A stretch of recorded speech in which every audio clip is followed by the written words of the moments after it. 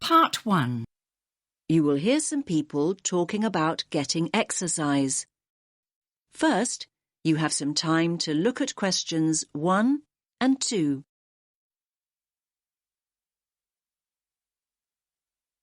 Listen carefully to the first part of the conversation and answer questions 1 and 2.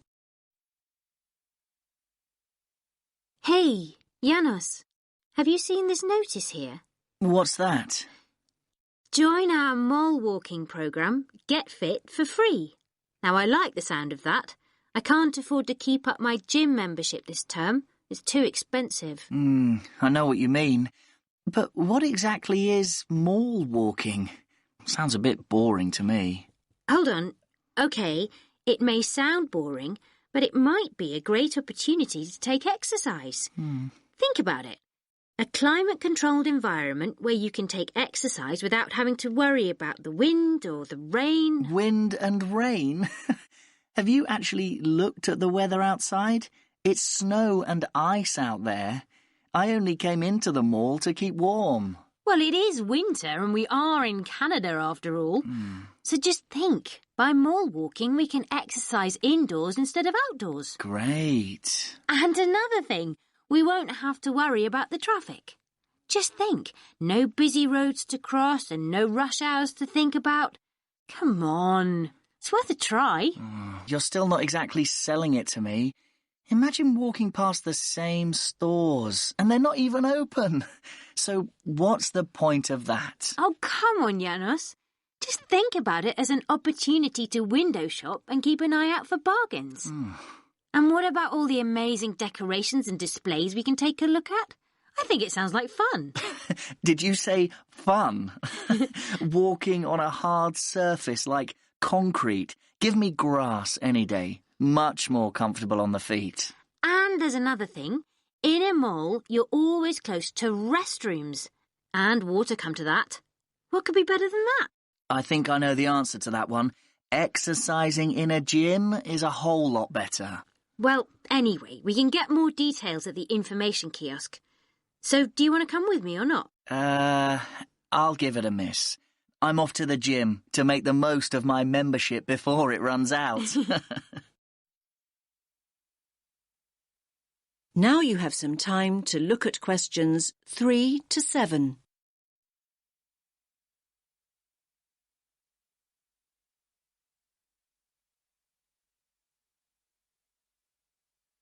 Now listen to the next part of the conversation and answer questions 3 to 7.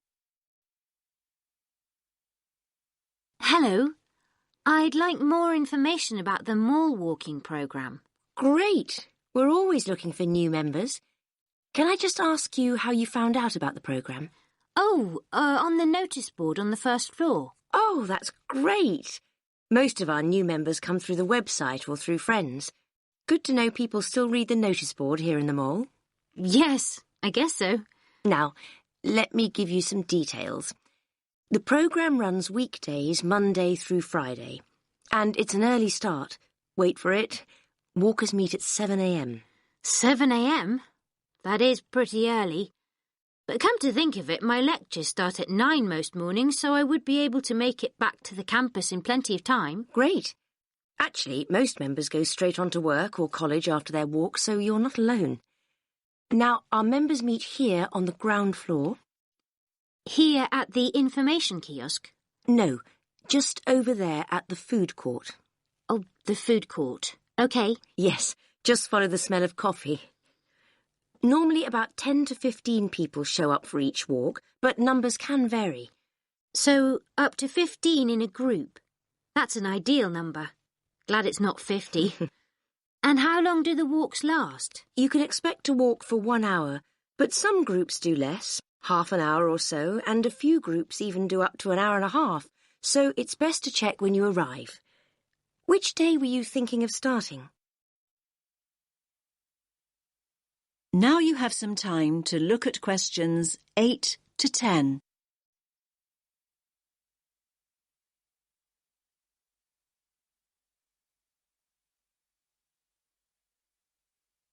Now listen to the rest of the conversation and answer questions 8 to 10.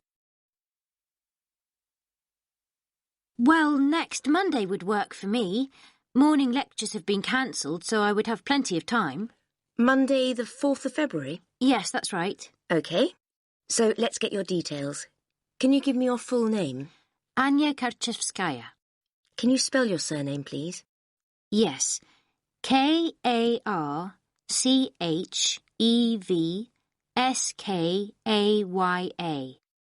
And your address? Apartment 12, 2 Burlington Street. And a contact telephone number? 0757 634 5003. I'll just read that back. 0757 634 5003. Yes. Oh, by the way, new members receive a free gift when they join, and it's a much better gift than last year. We gave people badges, but they tended to lose them, and more recently we provided visors instead, but they weren't very popular. So this year we're giving new members T-shirts. That's great. What colour? Yellow. I've got plenty in stock, so you can collect yours on Monday. Thanks a lot. That is the end of part 1. You now have half a minute to check your answers.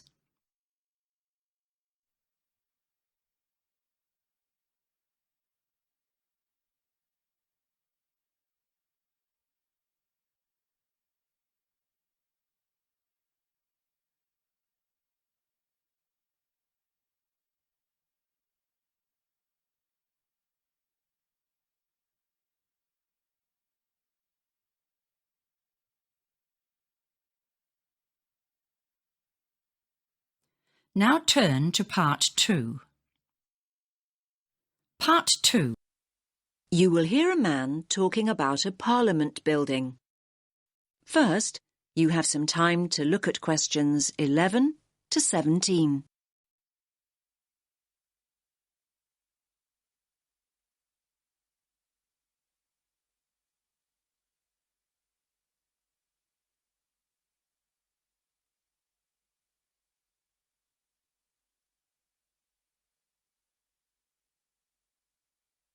Listen carefully to the first part of the talk and answer questions 11 to 17.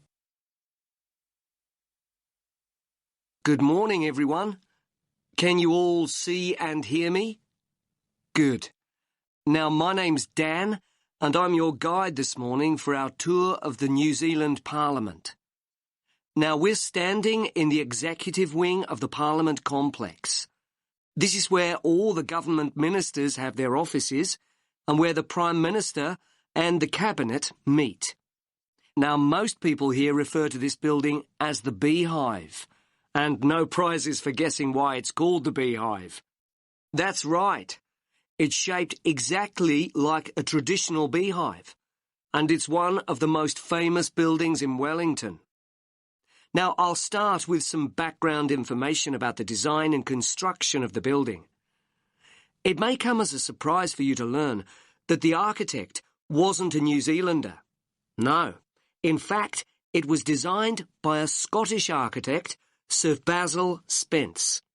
He designed the concept for the building during a visit he made to our city in 1964. His idea was that all the offices and rooms would radiate from a central core. Now, the Beehive was built in stages over 10 years. Construction began on building the underground car park and the basement at the end of the 1960s, in 1969. And over the next decade, the remaining floors were constructed. Yes, 1 decade later, in 1979, the first parliamentary offices moved in. Now, as you can see, the Beehive is pretty high. In fact, it's 72 metres tall. It has 10 floors above ground and an additional 4 floors below. So that's a total of 14 floors altogether. That means there's plenty of space for the many facilities available to the members of Parliament and ministers to use. These include a small theatre and a television studio. Now, if you'd all just like to follow me, we can make our way inside the building itself. Now you have some time to look at questions 18 to 20.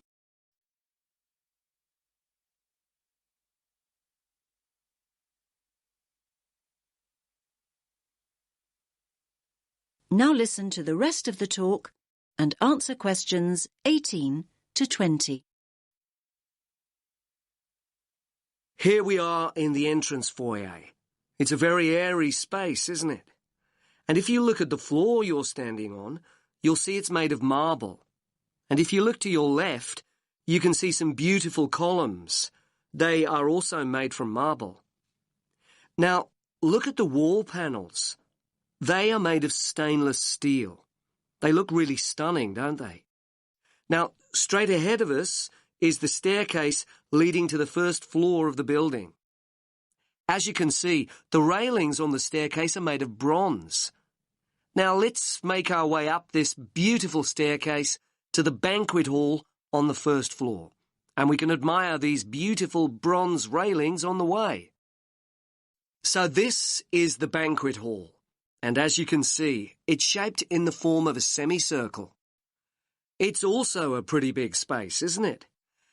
It's actually a big enough dining room to hold up to 300 guests. Now look at the large mural to your right. It's three-dimensional and shows the atmosphere and sky of New Zealand.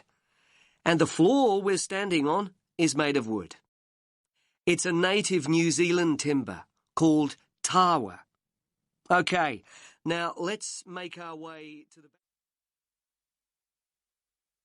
That is the end of part 2. You now have half a minute to check your answers.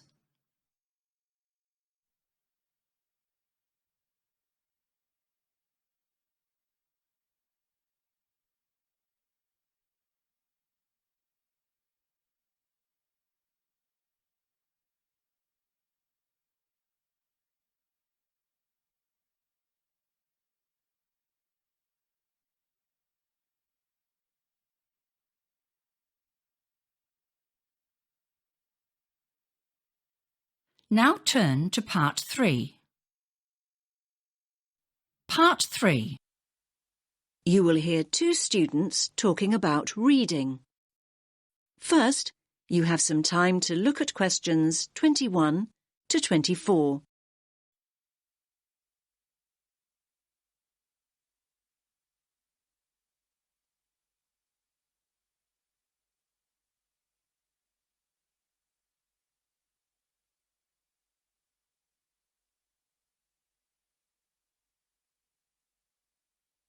Listen carefully to the first part of the conversation and answer questions 21 to 24. Hi, Milena. How's your research for your assignment going? Which assignment, Josh? The one on sustainable transport. It's due in on Friday. Oh, I've not nearly finished it. I've still got so many articles to get through. In fact, I need to read another 2 books on the reading list before I can even think about writing it up. It doesn't help that I'm a really slow reader. Well, why don't you practice speed reading, just like me? Oh, let me into your secret. If anything, if I don't get a move on, my assignment is going to be late. What exactly is speed reading, anyway? Well, speed reading basically means reading faster and more efficiently. It can make such a difference. I've noticed the benefits already, and I've only been doing it a few weeks. Sounds good. What benefits are we talking exactly? Well, the majority of people read at an average rate of 250 words a minute. So that means that an average page in a book or document would take you around 1 or 2 minutes to read. So up to 2 minutes a page. That sounds quite fast to me. I reckon I spend at least 5 minutes on each one. But just think about it. Imagine if you could double that rate to 500 words a minute. You could zip through all the articles and books in half the time. Another thing is that it can help you understand the basic structure of an idea or an argument much better. Now you have some time to look at questions 25 to 30.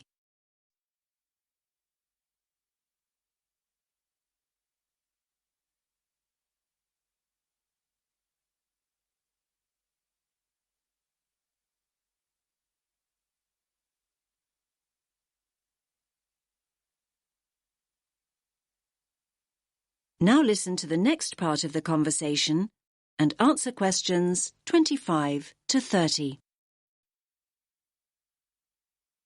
You make speed reading sound like some kind of sport. Well, actually, speed reading is a bit like playing sport. I like to think it's similar to running. Running? Much too fast for me. I'm more of a jogger.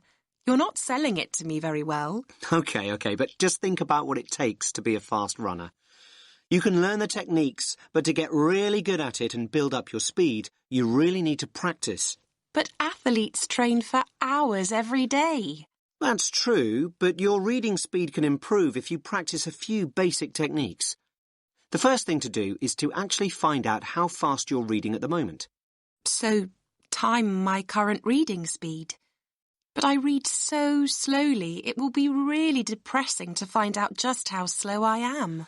Believe me, timing yourself is a really good idea and it's so easy to do. There are lots of online speed reading tests. You just enter the words reading speed test into Google and loads will come up. You could also do a reading comprehension test and see how well you understand what you're reading. I don't know. But remember to read at your normal speed and time yourself on a few different pages. The average of your times should indicate your average reading speed. What do I do next? Well, the next thing to do, and this is really important, is to get rid of distractions. I used to think that music in the background while I was reading was a good thing, but it wasn't for me. I found I increased my speed by working without any noise whatsoever. I usually read in the library, but there always seem to be people talking around me. Well, try using earplugs to block out all the distractions. Another important thing is to set yourself targets. Basically, if you know what your goal is, you're more likely to achieve it. My goal? Well, that's easy. I need to find out about the problems of accessible transport in Africa and then think about some solutions. I know what I need to do, but I keep skipping back to a sentence I've just read. And at other times, I go back a few pages just to make sure that I've read something right. I know what you mean. Actually, a lot of people do that when they read. They reread material when they don't actually need to. It's called regression, and it's important to get out of the habit of doing it. You can reduce the number of times your eyes skip back by running your finger or a pencil along each line you read. Your eyes will follow the tip of your finger, and this helps you avoid skipping back. Why not give it a try? Yes, I think I'll give it a go. But I suppose the first thing to do is find out what my reading speed is. What a thought! That is the end of part 3. You now have half a minute to check your answers.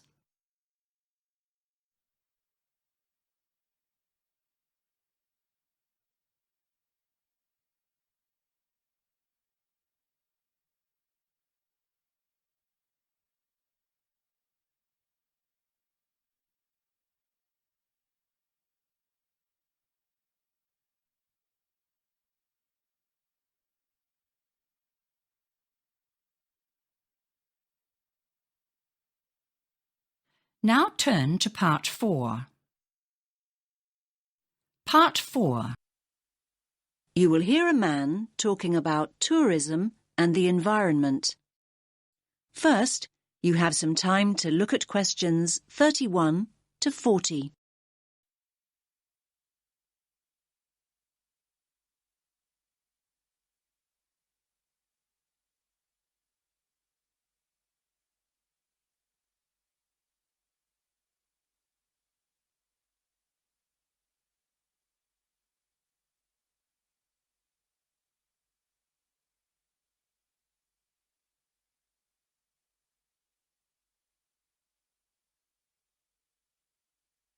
Listen carefully to the talk and answer questions 31 to 40. Good morning, everyone. let's make a start. Now, over the last few weeks, we've looked at some key areas in the travel and tourism module. We've already charted the origins and development of tourism, and we've also looked at the negative effects of tourism on both local communities and the environment. So, in this lecture, we're going to focus on ways in which tourists can actually benefit local people and natural areas if they travel responsibly. And this kind of travel is known as ecotourism. Now, there's no one definition of ecotourism. In fact, it can be interpreted in a number of different ways. This means it represents different things to different people. And sometimes people misunderstand ecotourism altogether. They think of it as just spending time in nature or natural areas. However, the truth is far more complex. In essence, it aims to minimize the negative impacts of tourism that we looked at earlier on in the course. Problems such as litter and water pollution, crime and so on, and, at the same time, to encourage travellers to have a positive impact on the places they visit. Now, there are many other words to describe a similar idea to ecotourism. In fact, the terms alternative tourism, sustainable tourism, or responsible tourism are often used to mean the same thing. But in fact, although the main ideas behind them are similar, there are small differences. And let's briefly look at these now. Alternative tourism is any kind of tourism that is not mass tourism.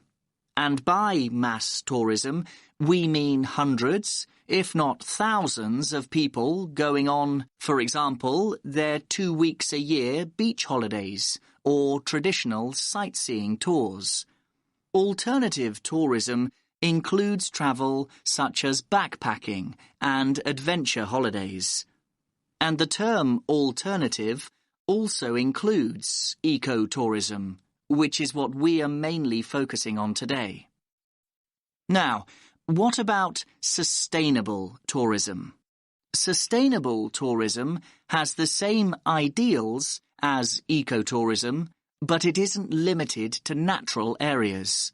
So, you can have a sustainable tourist experience in a city or a town. And then we have responsible tourism. What does that mean exactly? Now, basically, this involves acting responsibly and respectfully as a guest when we travel overseas. And what do we mean by respectful? Well, being respectful might involve asking permission to take photographs, or go into someone's home observing some of the customs of the local community, such as dress, or making an effort to learn the language. Now, ecotourism can be passive or active. So, what do we mean by passive tourism? Well, let's think of some specific examples. A passive tourist might buy their holiday package from a company that donate part of their profits to local charities. Or a passive tourist might book environmentally friendly accommodation. This means choosing to stay in a hotel which may use solar power as a source of energy, or changes sheets and towels for their guests less frequently. Now, active ecotourism's a way for people to enjoy everything that nature has to offer, and at the same time enable them to leave a positive mark on the environment. Now, this kind of ecotourist is sometimes referred to as a voluntourist. That's a combination of volunteer and tourist. You get the idea. Now, voluntourists prefer to experience a new place in an active way. And this doesn't mean sitting in a tourist bus or listening to a pre-recorded guide. Basically, they want to physically connect with the place they're visiting, and this includes connecting with humans and animals. Now, their approach to travel can make a real difference and can really benefit the places and the communities they choose to visit. Voluntourists often help local people construct and repair buildings, or it could mean being willing to help a community with nature conservation.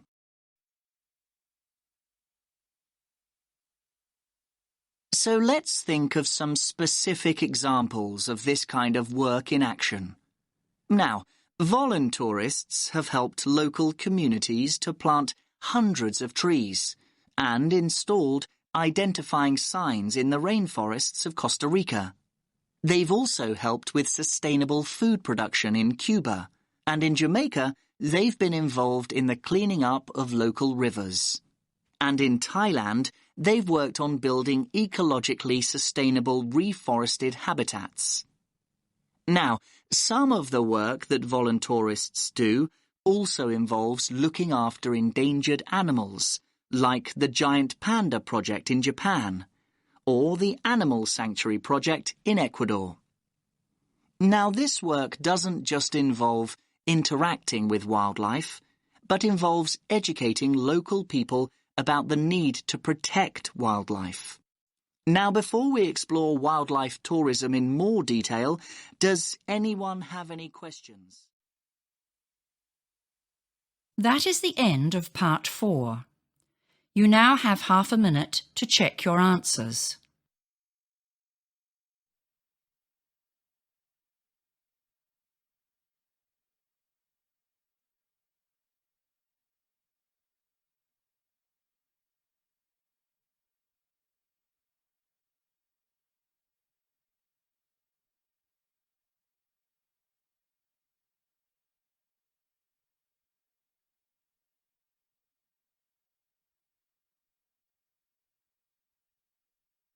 That is the end of the listening test.